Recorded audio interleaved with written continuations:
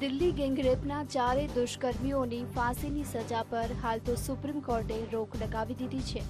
Supreme court સમક્ષ March 2014માં મામલો ગયા બાદથી અત્યાર સુધી ફક્ત 3 થી 4 સુનાવણી થઈ શકી છે।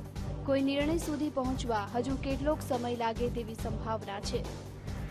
16 ડિસેમ્બર કાંડના 4 વયસ્ક આરોપી અક્ષય ઠાકુર, વિનય શર્મા, પવન ગુપ્તા અને મુકેશ પર એક ફાસ્ટ ટ્રેક કોર્ટમાં કેસ ચાલ્યો હતો।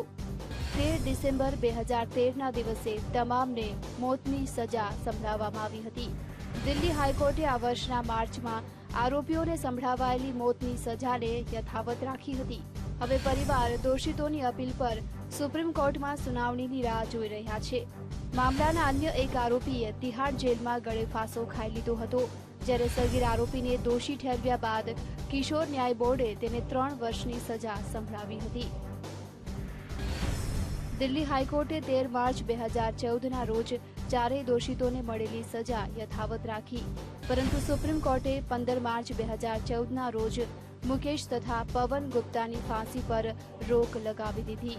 ત્યારબાદ 14 જુલાઈના રોજ મૃત્યુદંડની સજા મેળવેલા અન્ય દોષિતો વિનય તથા અક્ષયની ફાંસી પર પણ રોક લગાવી દીધી।